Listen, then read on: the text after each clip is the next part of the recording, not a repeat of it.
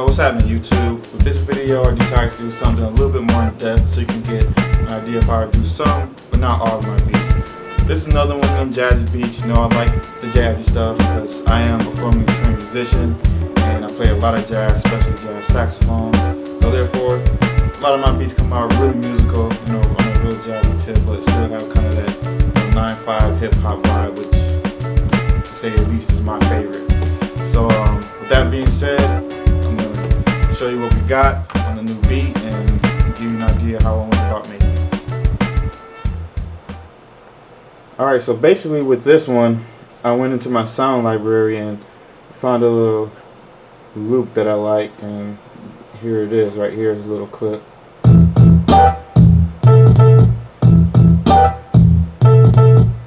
And then there's also a little horn part that I decided to use in there too, just a little lick. Threw that in there. And basically the way that I got everything set up is that everything that comes out of the computer goes into this interface right there, that gray one down there at the bottom, and that has some auxiliary outputs on the back. And I ran a couple of those outputs into the MPC, and basically I can just sample anything off the computer into the MPC just like if it was a record player.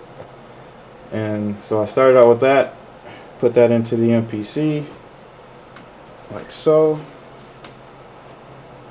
Let's go ahead.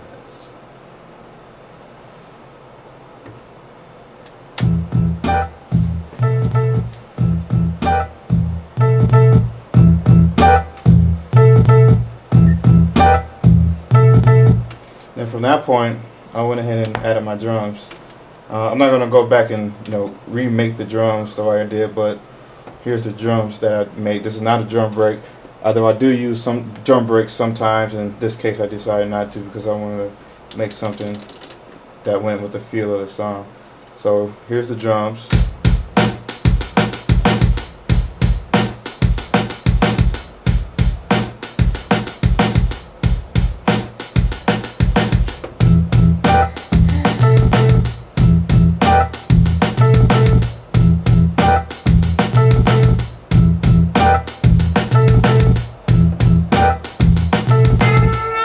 Here's the horn lick.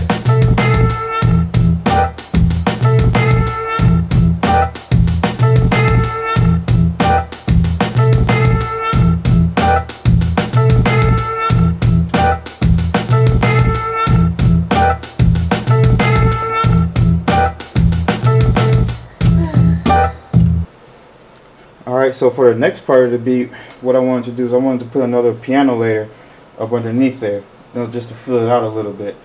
And actually here it is. Let you go here and hear it first.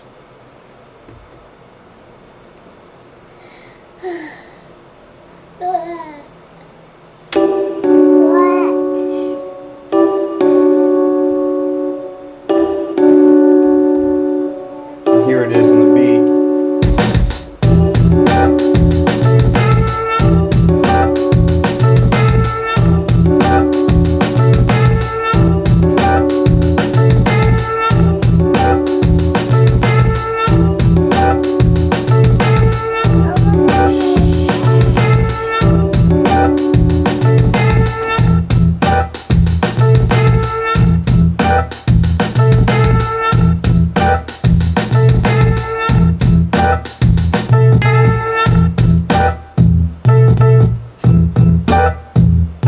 So for that piano part, what I did was I went to my motif rack. It's down there, that middle one right there, and I actually used that with Fruity Loops, the infamous Fruity Loops. You know, a lot of people like to hate on Fruity Loops, but there's a lot that you can do with this program than just highlighting a bunch of little boxes and making music. So actually, what I did in this case, the way I'm using Fruity Loops is I'm using it as an effects tool. So basically, I have my Neo Soul piano. Let's see if we can bring that piano up.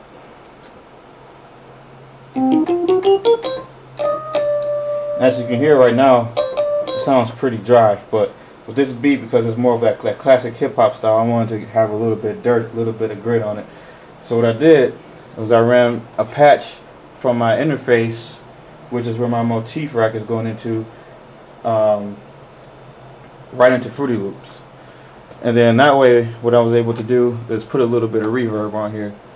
And I do use Pro Tools. I use Cakewalk Sonar too, but in this case, I wanted to use Fruity Loops because it'll make the process a little bit faster. And so now you can hear.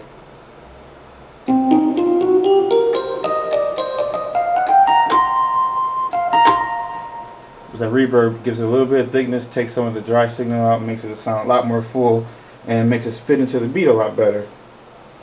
And so for the actual lick, basically all I did was I recorded, hit record on the on Fruity Loops. After I set the track and everything, I'm not going to go through this whole process again like I said, but just to give you an idea. Go through, then I recorded the lick, which is basically just, you know, an E minor 7 to a D dominant 7 chord. And then once I recorded it, I just went ahead and exported it out into a Cool Edit. Actually, I'll go ahead and find that real quick.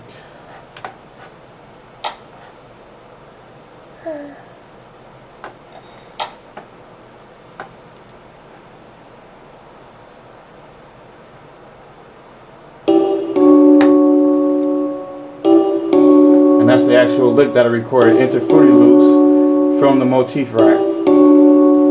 So then I took that, as I said before, I can take anything that's on the computer and sample it directly into the MPC. So I just took that sound, that lick right there, and sampled it right into the MPC.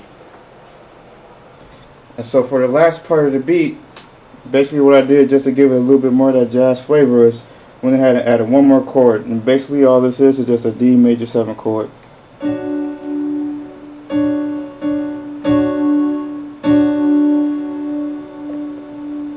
Just add that little lick in there, and this is how it sounds.